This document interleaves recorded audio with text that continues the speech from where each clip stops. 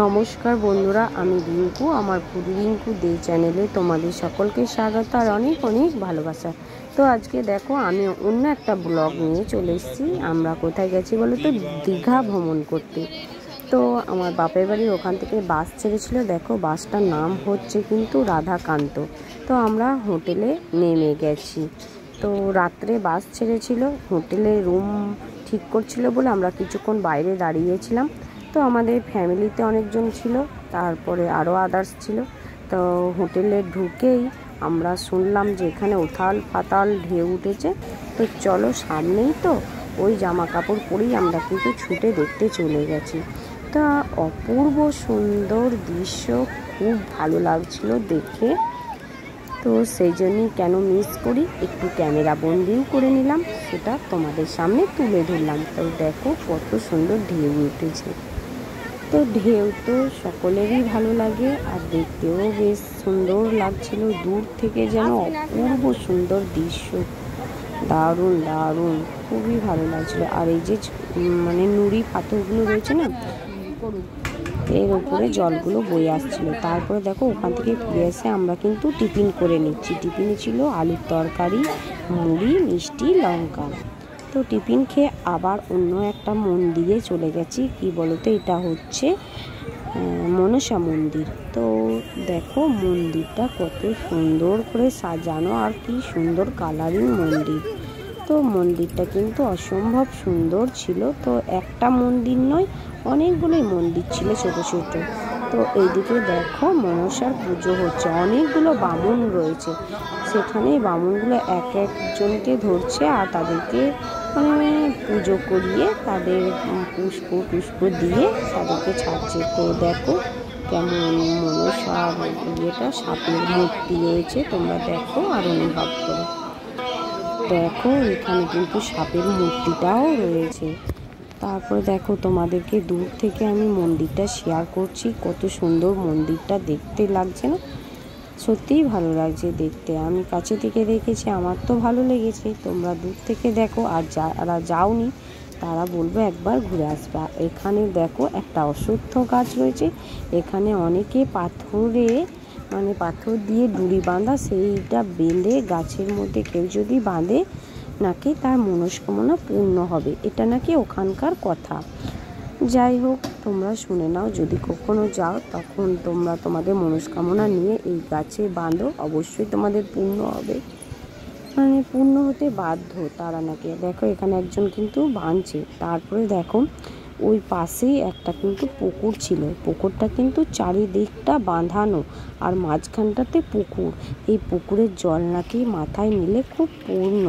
অনেকেই নিচ্ছে, সেই জন্য আমরাও কিন্তু একটু ছিটিয়ে নিলাম মাথায়। তো দেখো পুকুরের জলটা একদম স্বচ্ছ আর সবুজ। তো চারিদিকটা বাঁধানো, তোমরা তো দেখতেই পাচ্ছো। তো দেখো আমরাও নিয়ে নিয়েছি। আমার ছেলে ওখানে নিয়ে বসে আছে আর আমাকে ডাকছে, মা চলে এসো।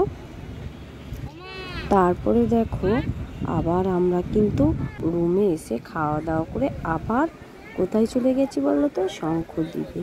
তো দেখো চারিদিকটা মানে এপাশ ওপাশ একদম জলে ভর্তি আর মাঝখানে দ্বীপ, একদম চর জমে গেছে, বালির চর, শুধু বালি আর মাঝখানে কিন্তু জলে কিন্ন কত জল আর জল, মানে জলে ভর্তি, প্রচুর পরিমাণে জল আর মাঝখানে দ্বীপ। খুব ভালো লাগছিল দেখতে। আমি কিন্তু এটা দূর থেকে ক্যামেরা বন্দি করেছি। তো তোমরা বুঝতেই পারবে আমি কতটা দূর থেকে ক্যামেরা বন্দি করে তোমাদেরকে শেয়ার করছি। তো দেখো আবার কিন্তু আমরা রুমে এসে ফ্রেশ হয়ে আবার মন্দিরে চলে যাচ্ছি, জগন্নাথ মন্দিরে। চলো রওনা দেওয়া যাক। তো সবাই মিলে কি সামনেই, আমাদের হোটেলের সামনেই জগন্নাথ মন্দিরটা ছিল, সেই জন্যই আমরা কিন্তু হেঁটে হেঁটে সবাই মিলে যাচ্ছি। তো চলো যাওয়া যাক, তোমরা সাথে থাকো, কেউ কিন্তু এই পর্যন্ত এসে ছেড়ে যাবে না, দেখতে থাকো শেষ পর্যন্ত। তো দেখো ওই দেখো জগন্নাথ, বলরাম, সুভদ্রার মন্দির কিন্তু দেখা যাচ্ছে। তো দেখো এদিকে বাঁশের বেড়া দেওয়া আছে, কেউ যেন এধারোটা না চলে যেতে পারে। আমরা দেখো ভেতরে কিন্তু ঢুকে গেছি। আমরা কিন্তু ভেতরে ঢুকে গিয়ে সবাই যে যার মতো ফটো তুলছে, সেলফি তুলছে, ভিডিও করছি। এখানে একটা জিনিস খুব ভালো যে সবাই সবাইকে কিন্তু ফটো তুলতে দিচ্ছে। আর কি বলো তো, এক এক জায়গায় এক এক মন্দিরে যেখানে গেলে ফোনের কোনো অ্যালাউ নেই, কিন্তু এখানে সেটা আছে। যাই হোক, মন্দিরগুলো তোমরা দেখো, তোমাদের ভালো লাগবে। আর কত লোকের সমাগম, এখানে যে যার মতো ফটো তুলছে, যে যার মতো ছবি তুলছে, যে যার মতো ভিডিও করছে। দূর থেকে মন্দিরটা কত সুন্দর লাগছে, তাই না? তো চলো সামনের পথে এগিয়ে যাওয়া যাক।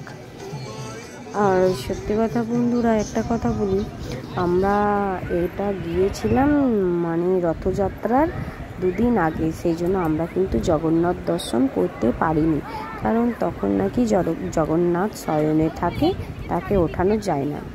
তাই তোমাদেরকে মন্দিরটাই শেয়ার করে দিলাম। আর এই যে ভেতরে কিন্তু ফোন অ্যালাউ করছে না, সেই জন্য তোমাদেরকে দেখাতে পারিনি।